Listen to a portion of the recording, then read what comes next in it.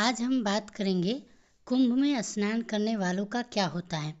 महाकुंभ का समय चल रहा है और क्या वह सभी स्नान करने वाले एक समान पुण्य पाते हैं और क्या वे सभी स्वर्ग को प्राप्त होते हैं। तो इसी से जुड़ी एक कहानी के माध्यम से आपको समझाते हैं। एक समय की बात है, सोमवती स्नान का पर्व था। संगम घाट पर बड़ी भीड़ लग रही थी। भगवान शिव पार्वती आकाश से गुजर रहे थे। पार्वती जी ने कहा कि इतनी भीड़ क्यों है। तब भगवान शिव ने कहा, सोमवती पर्वत पर त्रिवेणी में स्नान करने वाले स्वर्ग जाते हैं। उसी का लाभ लेने के लिए यहाँ स्नानियों की भीड़ लगी है। पार्वती जी का कौतूहल तो शांत हो गया, पर उनको एक नया संदेह उपजा।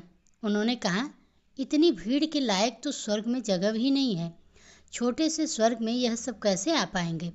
तब पार्वती जी ने ऐसा कहकर अपना संदेह प्रकट किया और इसका समाधान चाहा। भगवान शिव बोले, शरीर को गीला करना एक अलग बात है और मन की मलिनता को धोने वाला स्नान करना जरूरी है। मन को धोने वाले ही स्वर्ग जाते हैं। ऐसे जो लोग होते हैं उन्हीं को स्वर्ग मिलेगा। इससे पार्वती जी का संदेह घटा नहीं बल्कि और बढ़ गया।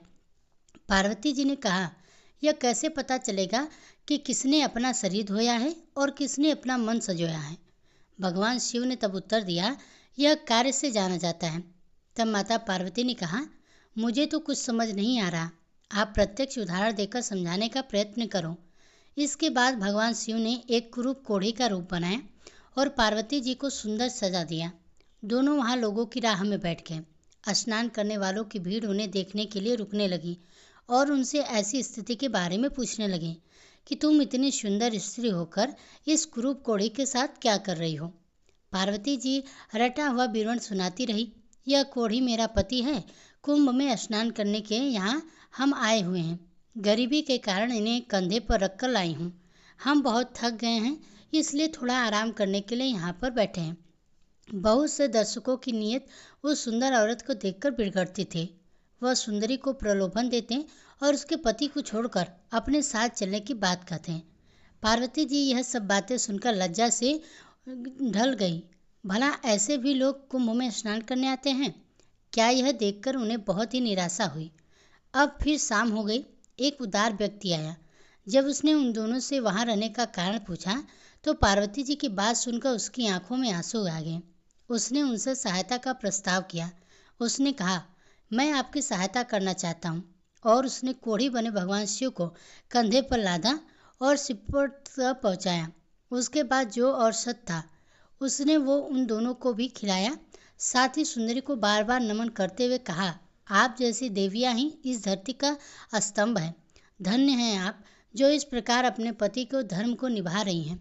अब पार्वती जी को समझ आ गया कि उनका प्रयोजन पूरा हुआ। अब शिव और पार्वती जी वहाँ से उठे और कैलाश की ओर चले गए। रास्ते में उन्होंने कहा, पार्वती, इतनों में से एक ही ऐसा व्यक्ति था जिसमें मन को धोया है, स्वर्ग का रास्ता बनाया। कुंभ का स्नान का महात्म्य तो सही है, पर उसके साथ मन भी धोने की शर्त लगी है। पार्वती जी समझ गई कि कुंभ महात्म्य सही होते हुए भी क्यों लोग उसके पुण्य के फल से वंचित रह जाते हैं। तो ये थी आज की कहानी। आपको कुंभ की ये कहानी कैसी लगी कमेंट में हमें ज़रूर बताएं। अगर वीडियो पसंद आई हो तो वीडियो को लाइक कीजिए। साथ ही कमेंट बॉक्स में हर हर महादेव लिखना ना भूलें। चैनल पर मेरे पहली बार हैं तो इसी तरह की कहानियों को सुनने के लिए हमारे चैनल को सब्सक्राइब जरूर करें। जय श्री कृष्णा, राधे राधे दोस्तों। आज के हमारे इस वीडियो में हम आपके लिए माघ मास के एक बहुत ही सुंदर कहानी लेकर आए हैं। एक समय किसी नगर में हेमकुंडल नाम का एक धनी वैश्य रहता था। वह कुबेर के समान धन वैभव वाला था। वह बहुत ही पूजा पाठ दान आदि करने वाला व्यक्ति था। गाय का पालन करता था और मंदिर कुएं इत्यादि का निर्माण उसने करवाया था। उसके 2 पुत्र थे जिनका नाम कुंडल और बिकुल था। जब वह दोनों युवा अवस्था में आए तब हेमकुंडल गृहस्थी का कार्य उन्हें सौंपकर वन चला गया।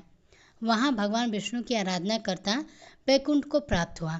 उसके बाद दोनों पुत्रों को धन वैभव का मत था, जिसमें वह दोनों वैश्यगामी बन गए और बुरे कर्मों में लग गए। उन्होंने अपना सारा धन नष्ट कर दिया और वह दरिद्र होकर चोरी आदि करने लगे।